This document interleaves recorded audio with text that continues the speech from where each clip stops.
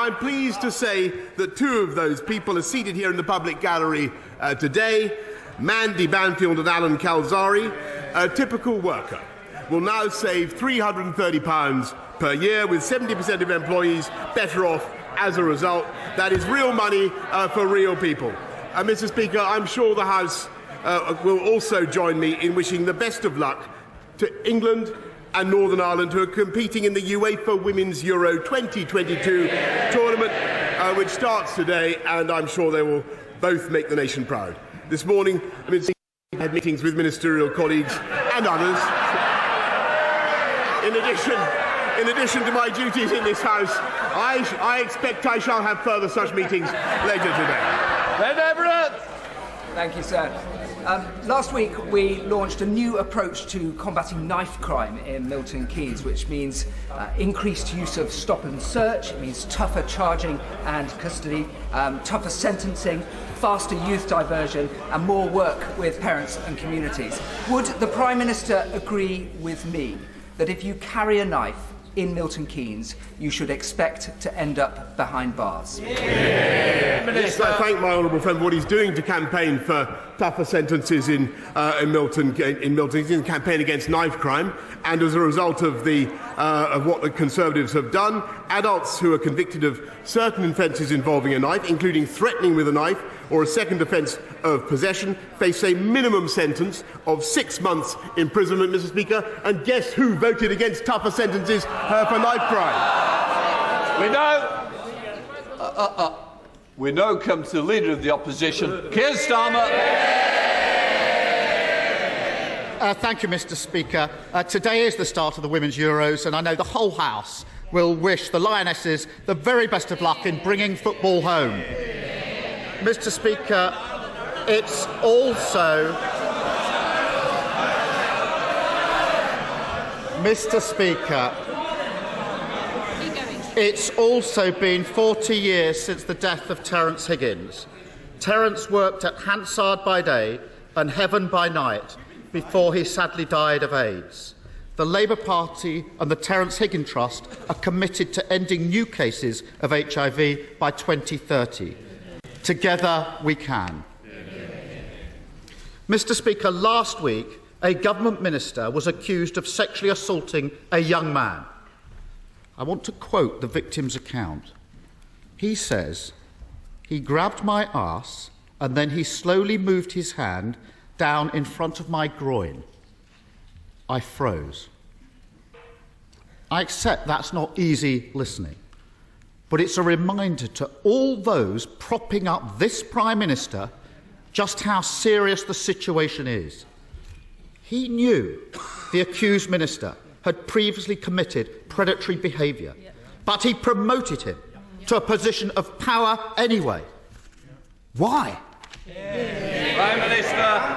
Mr. Speaker, that individual, the member for Tamworth, no longer has the Conservative whip. He no longer has a job. He is no longer, as soon as I was made aware of the allegation that he has just read out, Mr. Speaker, and the complaint that was made, he lost his status as a Conservative MP, and he is now the subject, Mr. Speaker, of an independent investigation to the Complaints and Grievances panel. And that is entirely right. And I want to say to him, Mr. Speaker, that I abhor bullying and abuse of power anywhere in Parliament, in this party or in any other party. Keir Starmer. None of that explains why he promoted him in the first place. And we've heard it all before. We know who he really is. Before he was found out, he's reported to have said he's handsy. That's the problem. Pincher by name, pincher by nature. Now, has the Prime Minister ever said words to that effect? And I'm not asking for bluster and half-truth. We've all had enough of that. Yes or no? Prime Minister. Mr. Speaker, I'm not going to trivialise what happened. Yes, Mr. Speaker, Yes, Mr. Speaker, I'm not, because there's very serious complaints have been raised against the member for Tamworth, and they're now being investigated, Mr. Speaker. It is true that a complaint was raised when he was in the Foreign Office, and the matter was resolved. It's absolutely true. It's absolutely true, Mr. Speaker, that it was raised with me. I greatly regret that he continued in office, and I've said that. I have said that before, Mr. Speaker. I have said that before, Mr. Speaker. But it is now the subject of an independent investigation, and that is the right thing, Mr. Speaker. And frankly, I think the people of this country would like also to hear. They would like also to hear about other jobs that are held by people in this country, not least the 500,000 people we got off welfare into work in the last 6 months alone, Mr. Speaker. Those are things that are making differences to the lives of people up and down the country, and I'm proud of it. Keir Starmer. No one's cheering that. No denial. And he says the matter was resolved when he means it was upheld. Exactly. And they're all sitting there as if this is normal behaviour. Exactly. When that young man reported his attack to a government whip, she asked him if he was gay. When he said that he was, she replied, "That doesn't make it straightforward." That comment will sicken anyone who's experienced sexual assault and then be made to feel like they somehow asked for it, or who worry that prejudice means their complaint won't be taken seriously. Will he apologise for those disgraceful comments on behalf of his government? Mr. Speaker, I've already said that I regret very much that the member for Tamworth continued to hold office after the complaint was made against him in the Foreign Office, and it was resolved in the Foreign Office. His apology was accepted, but clearly that was not enough. And in hindsight, Mr. Speaker, I should have realised that he would not change. However, when it came to the Friday of last week, and when I was given the information that he's read out about the complaint that was made against the honourable member, I acted immediately, Mr. Speaker, and I took the whip away from him. And we will not tolerate that kind of behaviour in this or any other party, Mr. Speaker. And what we also want to do is to help people up and down the country with the things that also matter to them, like cutting their taxes, Mr. Speaker, by £330 this year, which is what we're doing. Keir Starmer. Doesn't that just sum him up? Awful behaviour, unacceptable in any walk of life. It's there for all to see, but he ignores it. It was the same when his ally was on the take from the lobbyists. It was the same when his Home Secretary was bullying staff. It was the same when taxpayers' money was being abused. And it was the same when he and his mates parted their way through lockdown. Anyone quitting now, after defending all that, hasn't got a shred of integrity. Mr. Speaker, isn't this the first recorded case of the sinking ships fleeing the rat? Mr. Speaker, look, he talks about. He should hear what his lot say about him, Mr. Speaker. He talks about integrity. He wanted to install the member for Islington North into number 10, Mr. Speaker. Imagine what our country and what the world would be like now. He talks about integrity. He voted 48 times to overturn the will of the British people and take us back into the European Union.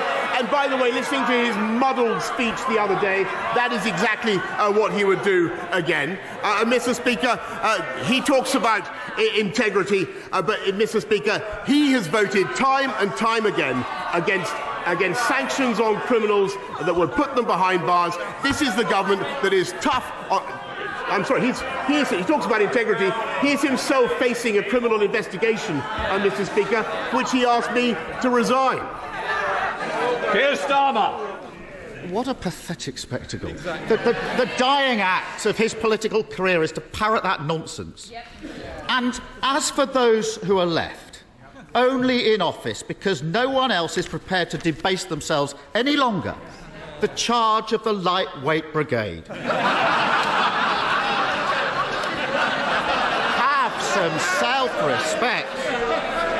Mr. Speaker, for a week He's had them defending his decision to promote a sexual predator.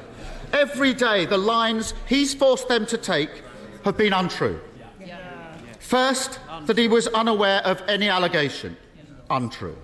Then he was unaware of any specific allegation. Untrue. Then he was unaware of any serious specific allegation. And now he wants them to go out and say that he simply forgot that his whip was a sexual predator. Anyone with anything about them would be long gone from his front bench.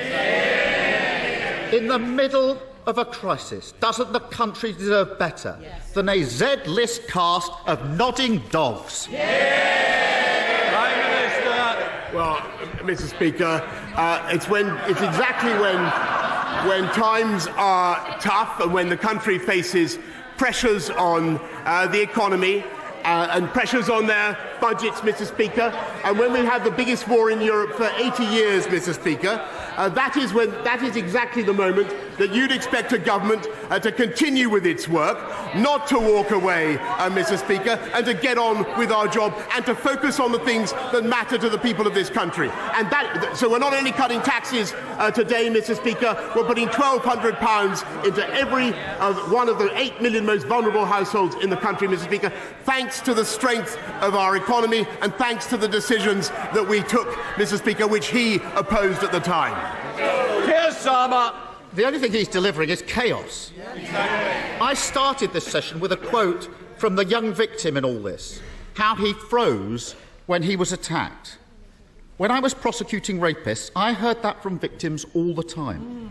Victims said they froze because it's not about sex, it's about power. And the power the disgraced government minister had was handed to him by that Prime Minister. And he's only in power because he's been propped up for months by a corrupted party defending the indefensible.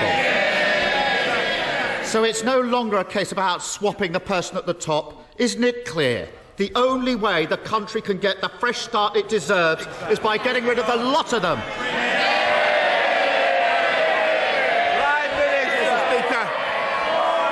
Mr. Speaker, the difference between this. Shh. We've got to get through Prime Minister's questions. Prime Minister. Mr. Speaker, the difference between this government and that opposition is we have a plan and they do not. We're getting on with it. They want to focus on this type of issue, Mr. Speaker. We're going to get on with our jobs. We're going to control prices, Mr. Speaker, by not giving in to the union barons. They're paid by the union barons, and they're proud of it. We were the first European country to arm the Ukrainians, Mr. Speaker. I'm proud of that. And those guys, Mr. Speaker, the party opposite, not only do they want to put Mr. Corbyn into number 10, the member for Islington North, but 8 of them, including the shadow Foreign Secretary, the shadow Deputy Leader, and 6 others, voted to get rid of our independent nuclear deterrent, Mr. Speaker. Today we are cutting taxes, we're helping 500,000 people into work, and thanks to the strength of our economy, we're helping people up and down the country, and we are going to continue to deliver on the mandate I was given.